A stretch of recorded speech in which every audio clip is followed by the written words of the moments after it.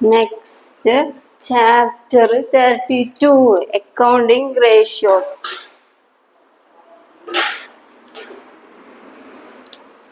Next, chapter 32, accounting ratios. Accounting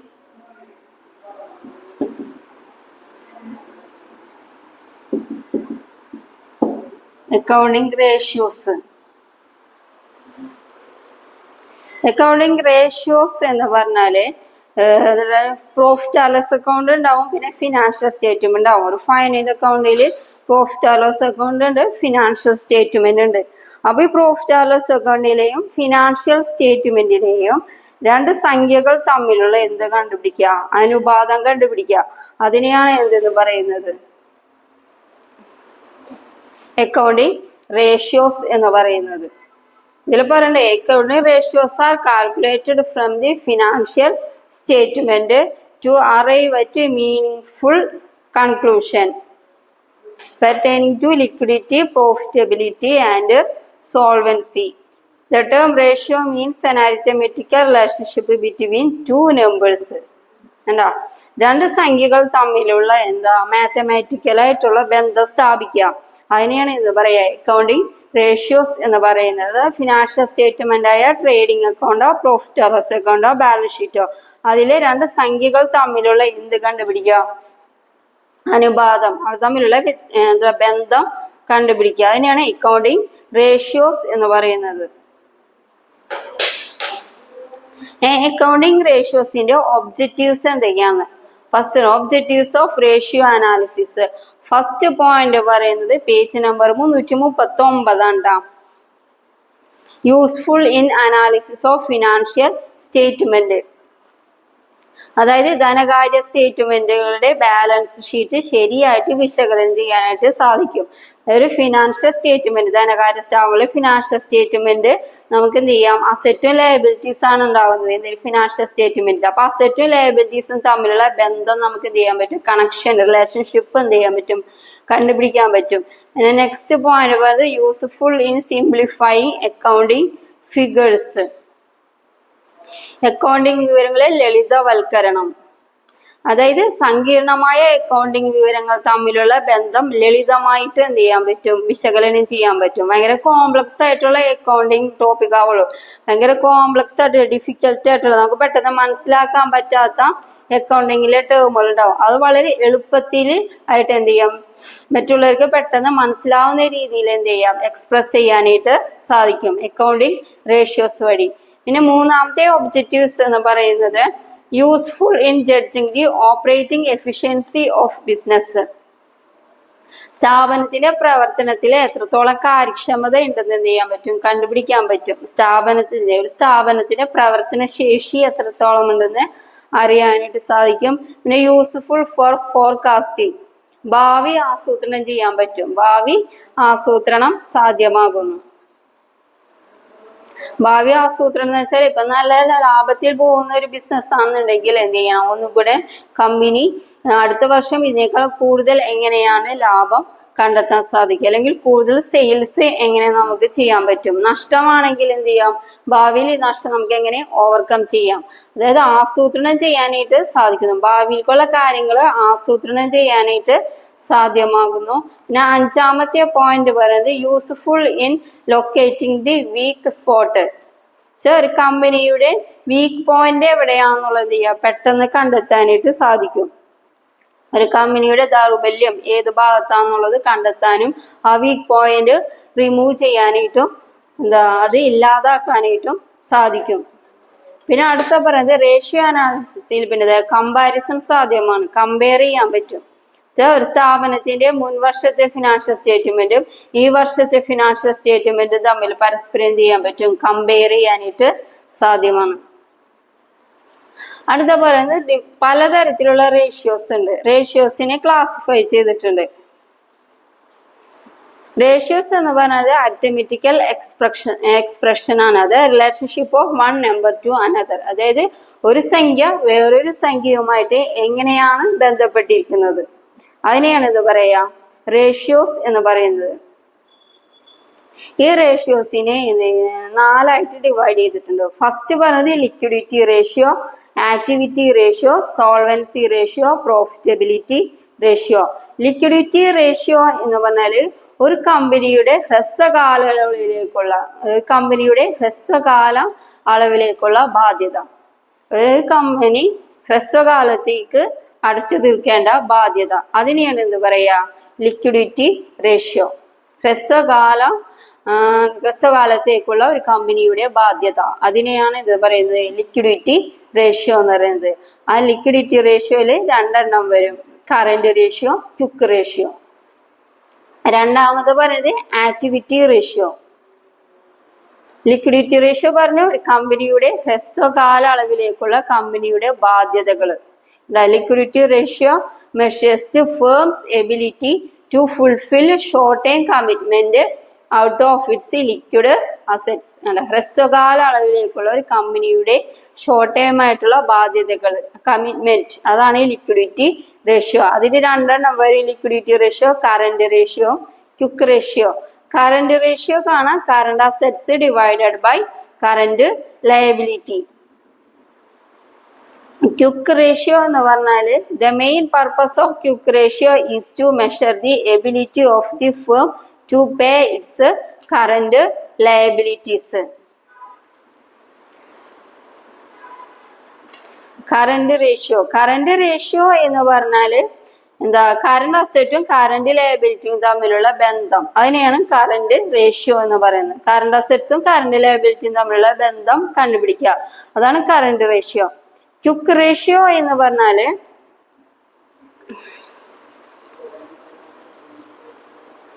quick ആസ്തികളും current ബാധ്യതകളും തമ്മിലുള്ള quick ആസ്തി എന്ന് പറഞ്ഞാൽ എന്താ? നമുക്ക് എളുപ്പത്തിൽ വളരെ പെട്ടെന്ന് ക്യാഷ് ആക്കി കൺവേർട്ട് ചെയ്യാൻ പറ്റും, അതാണ് ക്വിക്ക് ആസ്തി എന്ന് പറയുന്നത്.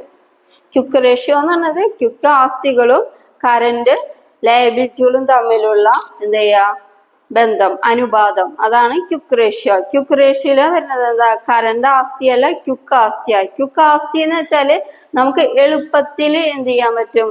പെട്ടെന്ന് തന്നെ എന്താ ചെയ്യാൻ പറ്റും? ക്യാഷ് ആക്കിയിട്ട് കൺവേർട്ട് ചെയ്യാൻ പറ്റും, അതാണ് ക്വിക്ക് ആസ്തി. ക്വിക്ക് റേഷ്യോ കാണുന്ന ഇക്വേഷൻ എന്നത് quick asset divided by current liability ആണ്. Page number 343. അതിലുണ്ട് calculate current ratio from the following. അതിൽ നിന്ന് കറന്റ് റേഷ്യോ കാൽക്കുലേറ്റ് ചെയ്യാനായിട്ട് പറഞ്ഞത്. Current ratio calculate current asset divide by current ലയബിലിറ്റിയാ. അപ്പൊ കറന്റ് അസറ്റ് ഏതാണ്, കറന്റ് ലയബിലിറ്റി ഏതാണെന്നുള്ളത് ചെയ്യണം, ശരിക്കും അറിയണം. അപ്പൊ ഒരു ക്വസ്റ്റ്യൻ വായിച്ചു നോക്കിയാൽ അതിൽ കറന്റ് അസറ്റ് ഏതാണ്, കറന്റ് ലയബിലിറ്റി ആണെന്നത് ശരിക്കും മനസ്സിലാക്കിയാൽ നമുക്ക് ഇത് എന്ത് ചെയ്യാം, ഈ പ്രോബ്ലം ചെയ്യാനായിട്ട് പറ്റും. ഈ ക്വസ്റ്റ്യനില് കറന്റ് അസറ്റ് തന്നേക്കുന്നത് ഏതൊക്കെയാ? സൺട്രി ഡെപ്റ്റേഴ്സ് ഉണ്ട്, stock, marketable securities, cash, prepaid expense. ഇത്രയും കറന്റ് അസറ്റുകളാ. അപ്പൊ ഈ കറന്റ് അസറ്റുകൾ എല്ലാം കൂടി എന്ത് ചെയ്യാം, ആഡ് ചെയ്യാം, അതിന്റെ എമൗണ്ട് കാണാം. പിന്നെ കറന്റ് ലയബിലിറ്റീസ് ഇതിൽ വരുന്നത് bills payable, sundry creditors, outstanding expense ആണ്. അപ്പൊ കറന്റ് ലയബിലിറ്റിന്റെ ടോട്ടൽ എമൗണ്ട് കിട്ടി, കറന്റ് അസറ്റിന്റെ ടോട്ടൽ എമൗണ്ട് കിട്ടി. എന്നിട്ട് ഇതിൽ എന്ത് ചെയ്യണം? Current ratio equal to current assets divide by current liability ഉണ്ടോ? അപ്പൊ കറന്റ് അസറ്റിന്റെ എമൗണ്ട് ആണ് മുകളിൽ വരുന്നത്. എത്രയാ കറന്റ് അസറ്റിന്റെ എമൗണ്ട്? 8 lakh. കറന്റ് ലയബിലിറ്റിന്റെ എമൗണ്ട് 4 lakh.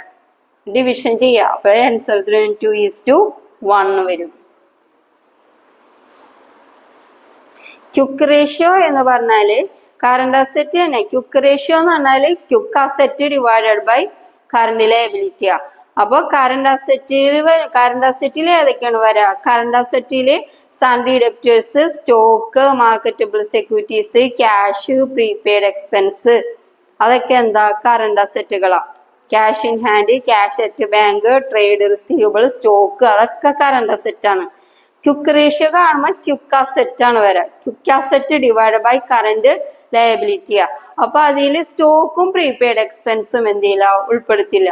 സ്റ്റോക്കും പ്രീപെയ്ഡ് എക്സ്പെൻസും എന്തായും ഒഴിവാക്കും.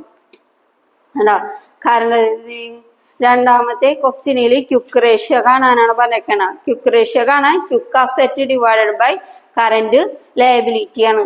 ഇപ്പൊ ക്യുക്ക് അസറ്റ് എന്ന് പറഞ്ഞാൽ കറണ്ട് അസറ്റിൽ നിന്ന് കറണ്ട് അസറ്റിന്റെ എല്ലാ എമൗണ്ട് തന്നിട്ടുണ്ടെങ്കിലും എല്ലാ ഐറ്റവും തന്നിട്ടുണ്ടെങ്കിലും അതിൽ നിന്ന് സ്റ്റോക്കും പ്രീപെയ്ഡ് എക്സ്പെൻസും ഒഴിവാക്കുക, ബാക്കി എല്ലാ കറണ്ട് അസറ്റും എടുക്കുക. അതാണ് ക്യുക്ക് അസറ്റ്. സ്റ്റോക്കും പ്രീപെയ്ഡ് എക്സ്പെൻസും മൈനസ് ചെയ്യുക, അല്ലെങ്കിൽ അത് ഒഴിവാക്കിയിട്ട് എല്ലാ കറണ്ട് അസറ്റിന്റെ എമൗണ്ട് എന്ത് ചെയ്യുക, ടോട്ടൽ ചെയ്യുക. അതാണ് ക്യുക്ക് അസറ്റ് എന്ന് പറയുന്നത്. കണ്ട, current asset minus stock plus prepaid expense, അതാണ് എന്ത് പറയുന്നത് ക്യുക്ക് അസറ്റ്. അപ്പൊ ക്യുക്ക് റേഷ്യോ എന്ന് പറയുന്നത് എന്താവും, കാരണം quick asset divide by current liability.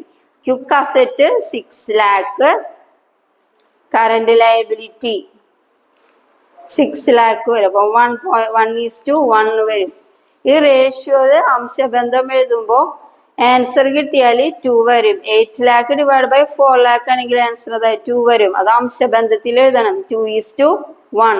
കണ്ടോ, ഇവിടെ 6 lakh ഡിവൈഡ് ബൈ 6 lakh എന്നാണ്. അപ്പൊ ആൻസർ 1 ആണ്. അത് അംശബന്ധത്തിൽ എഴുതുമ്പോൾ റേഷ്യോ ആണ്. അംശബന്ധത്തിൽ എഴുതുമ്പോൾ 1:1 എന്ന് എഴുതാം.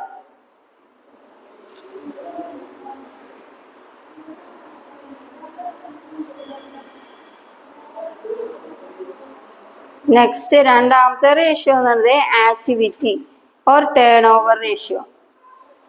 Activity or turn over ratio. Activity or turn over ratio എന്ന് പറഞ്ഞാൽ activity ratio measures the efficiency or effectiveness with which a firm manage its resources. These ratio are also called turnover ratio because they indicate the speed at which assets are converted or turned over in revenue from operations.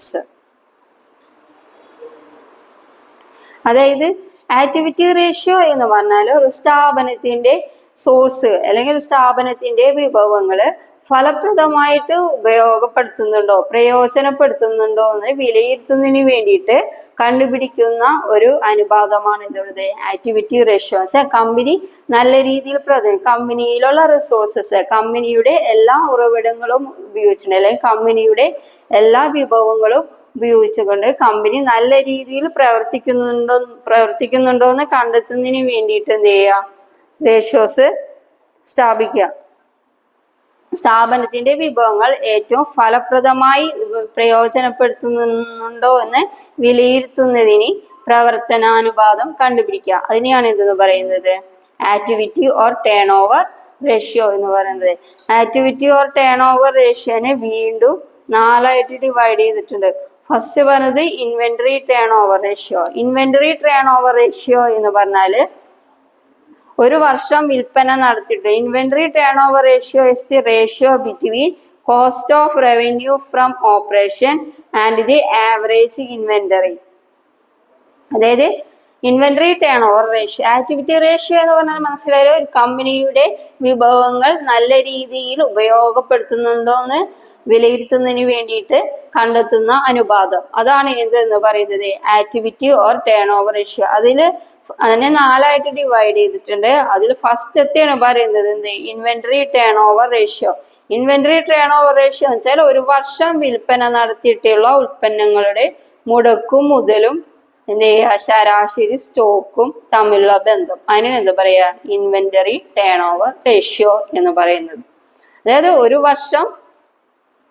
ഒരു വർഷം നമ്മൾ വിൽപ്പന നടത്തിയിട്ടുള്ള സ്റ്റോക്കിന്റെ മുതൽ മുടക്ക്, ഒരു വർഷം വിൽപ്പന നടത്തിയുള്ള സ്റ്റോക്കുമായി ബന്ധപ്പെട്ട് എത്രത്തോളം ചെലവ് വന്നു, ആ ചെലവുകളും പിന്നെ ആ സ്റ്റോക്കിന്റെ ശരാശരിയും തമ്മിലുള്ള ബന്ധം, അതാണ് എന്ന് പറയുന്നത് inventory turn over ratio. Inventory turn over ratio കാണാനുള്ള ഇക്വേഷൻ എന്ന് പറയുന്നത് cost of goods sold divided by average inventory. അപ്പൊ cost of goods sold divide by average inventory ആണ്. അപ്പൊ കോസ്റ്റ് ഓഫ് ഗുഡ്സ് സോൾഡ് എന്ത് ചെയ്യണം, ഫസ്റ്റ് കാണണം. കോസ്റ്റ് ഓഫ് ഗുഡ്സ് സോൾഡ് കാണാനുള്ള ഇക്വേഷൻ എന്ന് പറയുന്നത് opening inventory plus net purchase plus direct expense minus closing inventory. ഒരു ഇക്വേഷൻ അതാണ്, പേജ് നമ്പർ 345. അതിൽ cost of goods sold equal to opening inventory plus net purchase plus direct expense minus closing inventory. അതാണ് cost of goods sold കാണാനുള്ള എന്ത് equation. അതല്ലാന്നുണ്ടെങ്കിൽ വേറൊരു equation ഉണ്ട്, sales minus gross profit. അത് നമുക്ക് തന്നേക്കണ ഇൻഫർമേഷൻ ഏതാണോ, ക്വസ്റ്റ്യനിൽ നമുക്ക് തന്നേക്കണത് ഇൻഫർമേഷൻ അതെന്താണോ അതിനനുസരിച്ച് എന്താ ഇക്വേഷൻ നമ്മൾ എന്ത് ചെയ്യണം, അതിനനുസരിച്ച് സ്യൂട്ട് ആയിട്ടുള്ള ഇക്വേഷൻ എന്ത് ചെയ്യുക, എഴുതി ആൻസർ കണ്ടുപിടിക്കണം. എന്നിട്ട് അത് കഴിഞ്ഞാൽ ആവറേജ് ഇൻവെന്ററി കാണാം, സ്റ്റോക്കിന്റെ ശരാശരി കാണാം, സ്റ്റോക്കിന്റെ ഓപ്പണിംഗ് സ്റ്റോക്കും ക്ലോസ് സ്റ്റോക്കും ആഡ് ചെയ്തിട്ട് രണ്ടുകൊണ്ട് ഡിവൈഡ് ചെയ്യുക. അതായത് opening inventory plus closing inventory divide by 2. അപ്പോൾ ഒരു വർഷത്തെ കമ്പനിയുടെ ഒരു വർഷത്തെ സ്റ്റോക്കിന്റെ ശരാശരി കാണാൻ പറ്റും. ഇൻവെന്ററി എന്ന് പറഞ്ഞാൽ സ്റ്റോക്ക് തന്നെയാണ് കേട്ടോ. Opening inventory plus closing inventory divided by 2. അതാണ് ഇത് പറയുന്നത് average inventory.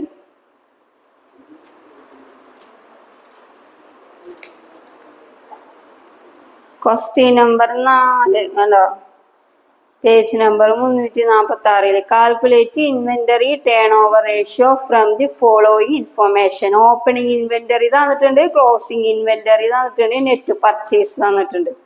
Inventory turn over ratio എന്ന് പറഞ്ഞാൽ എന്താ, cost of goods sold divided by എന്താ ആവറേജ് സ്റ്റോക്ക് ആണ്. അപ്പൊ ഫസ്റ്റ് എന്ത് ചെയ്യണം, ആവറേജ് സ്റ്റോക്ക് ആണ്. ആവറേജ് സ്റ്റോക്ക് എന്ന് വെച്ചാൽ ആവറേജ് ഇൻവെന്ററി, അതായത് opening inventory plus closing inventory divided by 2.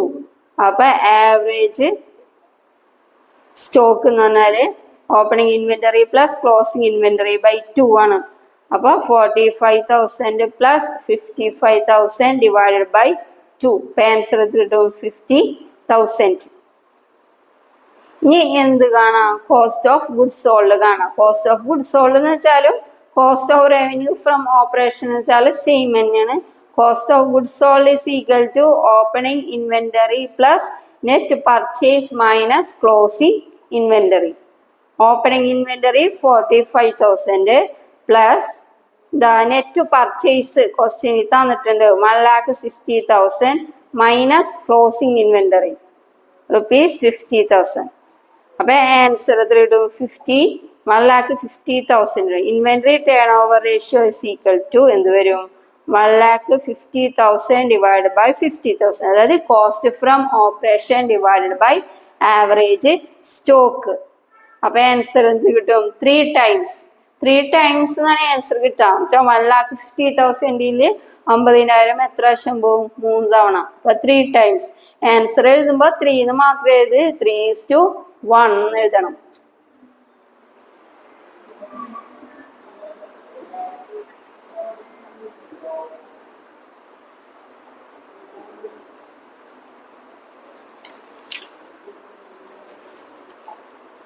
അടുത്തത് ട്രേഡ്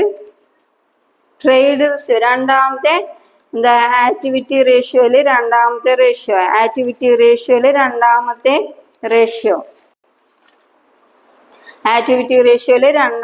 റേഷ്യോ എന്ന് പറയുന്നത് trade receivable turn over ratio. Page number 349. Trade receivable turn over ratio എന്ന് വെച്ചാൽ debtors turn over ratio. This ratio establishes a relationship between cost of revenue from operations and average trade receivables, that is average trade debtors and bills receivables.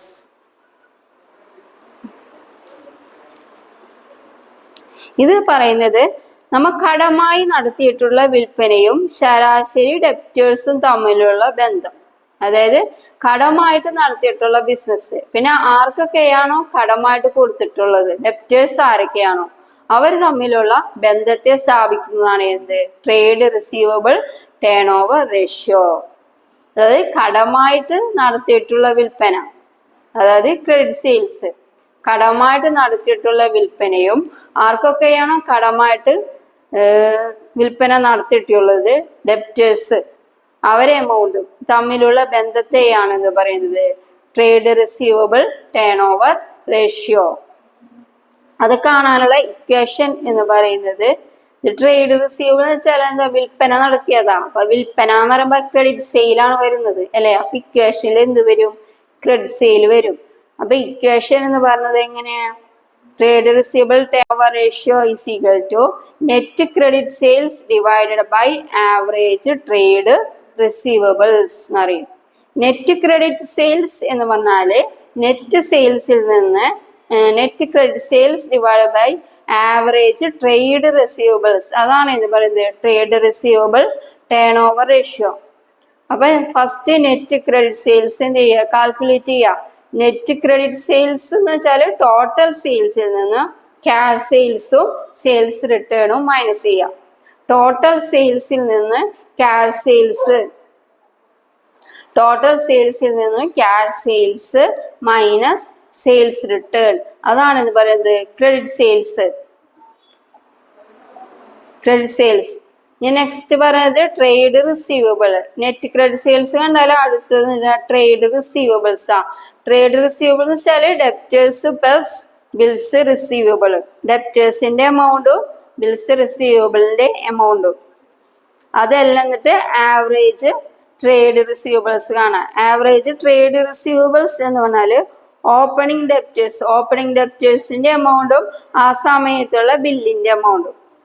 Opening debtors and bills receivable plus closing debtors and bills receivable divided by 2, അതാണ് ഇത് പറഞ്ഞത് average trade receivables. ഇതിൽ question തന്നിട്ടുണ്ട്. Find out trade receivable turn over from the following information for the year ended 31 March 2014.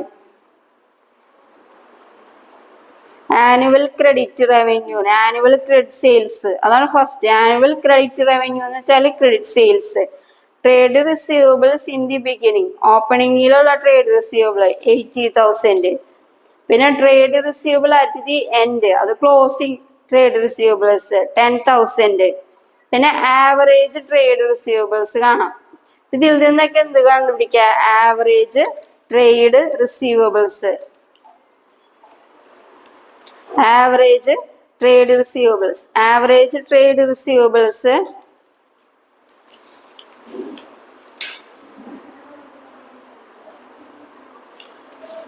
Average trade receivables opening trade receivables plus closing trade receivables divided by 2, അതാണ് ഇത് പറയുന്നത് average trade receivable. Opening trade receivables plus closing trade receivables divided by 2. അപ്പൊ average trade receivables കിട്ടും. എത്ര കിട്ടും? 80,000 plus 1 lakh divided by 2, അപ്പൊ 90,000 കിട്ടും answer. ഇനി എന്ത് കാണാം? Total receivable turn over ratio കാണാം. Total receivable turn over ratio is equal to net credit sales divided by average trade receivable. Net credit sales ക്വസ്റ്റ്യനിൽ ഫസ്റ്റ് തന്നെ തന്നിട്ടുണ്ട്. Annual credit revenue from operation question number 8 ആണ് കേട്ടോ. എത്രയാ? 5 lakh. 5 lakh divided by ഇപ്പൊ നമ്മൾ കണ്ടുപിടിച്ച എന്ത്? Average trade receivables. ഇപ്പൊ കണ്ടുപിടിച്ച ആവറേജ് ട്രേഡ് റിസീവബിൾസ് 90,000. അപ്പൊ 5 lakh ഡിവൈഡഡ് ബൈ 90,000 എന്ന് പറയുമ്പോ 5 times. ഞാൻ ആക്ടിവിറ്റി റേഷ്യോ പറഞ്ഞ രണ്ടാമത്തെ റേഷ്യോ എന്ന് പറയുന്നത് ആക്ടിവിറ്റി റേഷ്യോ ആയിരുന്നു. ആ ആക്ടിവിറ്റി റേഷ്യോ 4 തരം ഉണ്ടായിരുന്നു. ഫസ്റ്റ് പറഞ്ഞത് എന്തായിരുന്നു?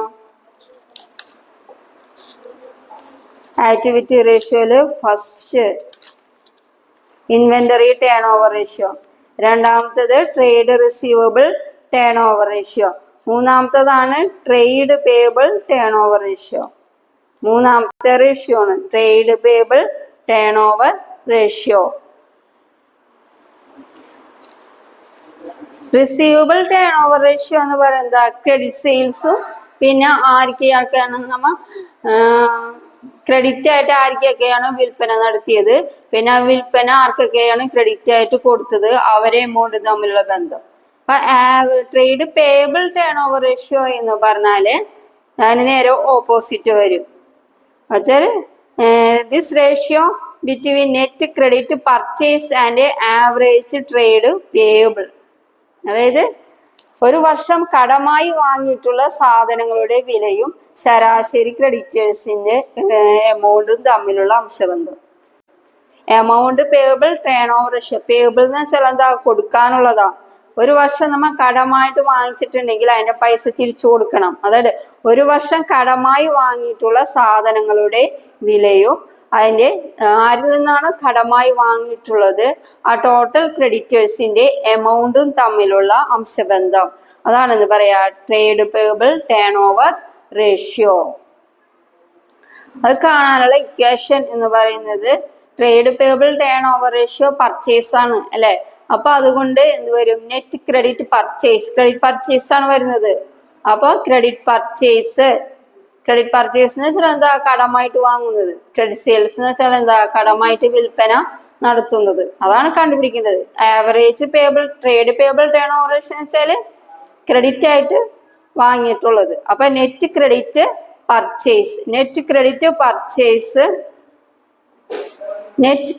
Purchase divided by average trade payables. അതാണ് പറയുന്നത് trade payable turn over ratio. ഇത് ക്വസ്റ്റ്യൻ നമ്പർ 9. അതില് പേജ് നമ്പർ 350 ക്വസ്റ്റ്യൻ നമ്പർ 9 അതിൽ കാൽക്കുലേറ്റ് ചെയ്യാം. Trade payable turn over ratio calculate ചെയ്യാൻ പറഞ്ഞേക്കണ്. അപ്പൊ ഫസ്റ്റ് എന്ത് കാണാം, ട്രേഡ് പേബിൾ ടേൺ ഓവർ റേഷ്യോയുടെ ഇക്വേഷൻ എഴുതാം. ഫസ്റ്റ് എന്താ, net credit purchase by average trade payable എന്നാ. Net credit purchase divide by average trade payable എന്നാ. അപ്പൊ net credit purchase is equal to എന്ത് ചെയ്യാം, ഫസ്റ്റ് നെറ്റ് ക്രെഡിറ്റ് ഇക്വേഷൻ എന്ന് പറയുന്നത് എന്താ, trade payable turn over ratio divide by net credit purchase divide by average trade payable. അപ്പൊ first equation വരുന്നത് net credit purchase. അത് കാണാം.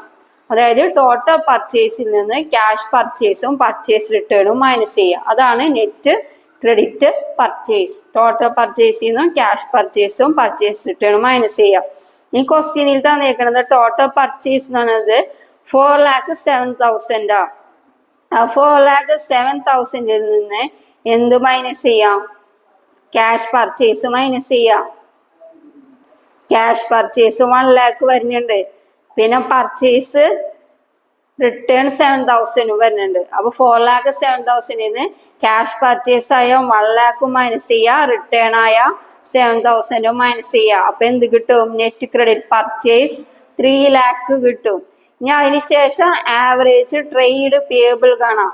ആവറേജ് ട്രേഡ് പേബിൾ എന്ന് വെച്ചാല് ഓപ്പണിംഗ് ക്രെഡിറ്റേഴ്സിന്റെ എമൗണ്ടും ബിൽസ് പേബിളും. ഓപ്പണിംഗ് ക്രെഡിറ്റേഴ്സ് എമൗണ്ട് ആണ് ഓപ്പണിംഗ് ബിൽസ് പേബിളും പ്ലസ് ക്ലോസിംഗ് ക്രെഡിറ്റേഴ്സിന്റെ എമൗണ്ടും ക്ലോസിംഗിന്റെ ബിൽസ് പേബിളും. ക്ലോസിംഗിൽ ക്രെഡിറ്റേഴ്സിന് കൊടുക്കാനുള്ള എമൗണ്ട്, അതാണ് closing bill payable. Opening bill payable എന്ന് വെച്ചാൽ ഓപ്പണിംഗ് ടൈമിൽ ക്രെഡിറ്റേഴ്സിന് കൊടുക്കേണ്ട എമൗണ്ട്. അത് ആഡ് ചെയ്തിട്ട് ഡിവൈഡഡ് ബൈ 2. അതാണ് ആവറേജ് ട്രേഡ് പേബിൾ. ഇതില് opening creditors 25,000, opening bills payable 20,000, closing creditors 50,000 plus bills payable 25,000 divided by 2. അപ്പൊ എത്ര കിട്ടും, 1,20,000 ഡിവൈഡ് ബൈ 2 60,000.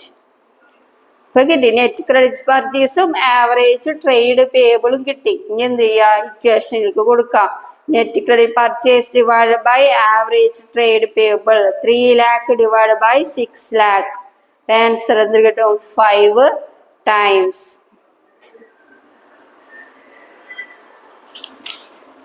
നാലാമത്തെ റേഷ്യോ എന്ന് പറയുന്നത് working capital turn over ratio. Activity റേഷ്യോയിലെ നാലാമത്തെ റേഷ്യോ. ആക്ടിവിറ്റി റേഷ്യോയിലെ നാലാമത്തെ റേഷ്യോ എന്ന് പറയുന്നത് working capital turn over ratio. Working capital turn over ratio. Working capital turn over ratio. Working capital turnover ratio indicates speed at which working capital is utilized for business operation. This ratio measures the efficiency at which working capital. അതായത് ഒരു കമ്പനിയുടെ പ്രവർത്തന മൂലധനങ്ങൾ തമ്മിലുള്ള എന്ത് ചെയ്യുക, അംശബന്ധം സ്ഥാപിക്കുക. അതാണ് ഇത് പറയുന്നത് വർക്കിംഗ് ക്യാപിറ്റൽ റേഷ്യോ, അംശബന്ധം. അതായത് കറണ്ട് അസറ്റും കറണ്ട് ലയബിലിറ്റിയും തമ്മിലുള്ള ബന്ധം, അതാണ് working capital turn over ratio എന്ന് പറയുന്നത്. കറണ്ട് അസറ്റും കറണ്ട് ലയബിലിറ്റിയും. ഒരു സ്ഥാപനത്തിന്റെ working capital turn over ratio എന്ന് പറഞ്ഞാൽ ഒരു സ്ഥാപനത്തിന്റെ പ്രവർത്തന മൂലധനവും അതിന്റെ പ്രവർത്തനത്തിലൂടെ ലഭിക്കുന്ന വരുമാനവും തമ്മിലുള്ള ബന്ധം. Working capital turn over ratio വെച്ചാൽ ഒരു സ്ഥാപനത്തിന്റെ പ്രവർത്തന മൂലധനവും അതിന്റെ പ്രവർത്തനത്തിലൂടെ ലഭ്യമാകുന്ന സ്ഥാപനത്തിന്റെ വരുമാനവും അത് തമ്മിലുള്ള ബന്ധത്തെയാണെന്ന് പറയുന്നത് working capital turn over ratio. പ്രവർത്തന അനുപാതം എന്ന് പറയും, പ്രവർത്തന മൂലധനാവർത്തി അനുപാതം. അതിന്റെ working capital turn over ratio, working capital is equal to current assets divided by current liability. അതാണ് ഇത് പറയുന്നത് വർക്കിംഗ് ക്യാപിറ്റൽ കാണാനുള്ള ഇക്വേഷൻ എന്ന് പറയുന്നത്. അപ്പോൾ വർക്കിംഗ് ക്യാപിറ്റൽ കാണാനായിട്ട് current assets divide by current liability. Working capital turn over ratio is equal to cost of revenue from operation divided by average working capital. Working capital turn over ratio എന്ന് പറഞ്ഞാൽ cost of revenue from operation divided by average working capital. Average working capital എന്ന് പറഞ്ഞാൽ opening ഉണ്ടാവും closing ഉണ്ടാവും working capital. Average working capital വെച്ചാൽ opening working ക്യാപിറ്റലും closing working ക്യാപിറ്റലും തമ്മിൽ ആഡ് ചെയ്യാം, ഡിവൈഡഡ് ബൈ 2. അതാണ് ഇത് ആവറേജ് വർക്കിംഗ് ക്യാപിറ്റൽ. അല്ലെ question number 11. Find out working capital turn over ratio for the year 2014. ഇപ്പോൾ വർക്കിംഗ് ക്യാപിറ്റൽ ടേൺ ഓവർ റേഷ്യോയിൽ ഫസ്റ്റ് റേഷ്യോ എന്ന് പറയുന്നത് cost of revenue from operation divide by average working ക്യാപിറ്റലാ. അപ്പോൾ cost of revenue from operation എന്ത് ചെയ്യാം, കണ്ടുപിടിക്കുക. Cost of revenue from operation,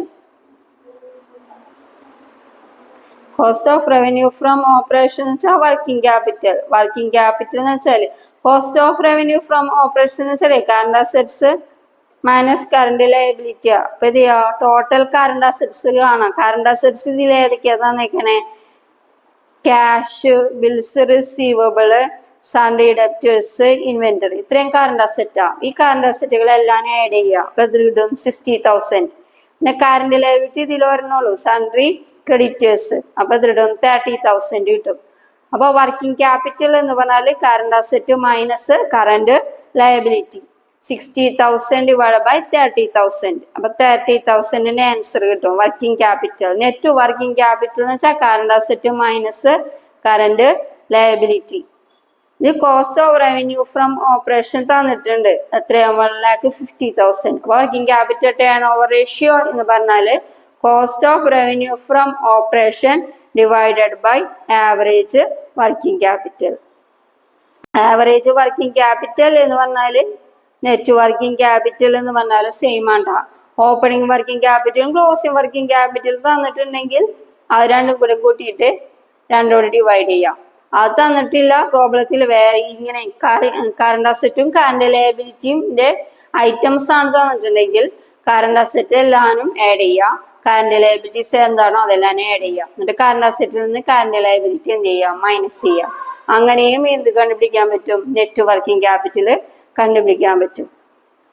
ഇപ്പോൾ working capital turn over ratio എന്താ, cost of revenue from operation divide by average working capital.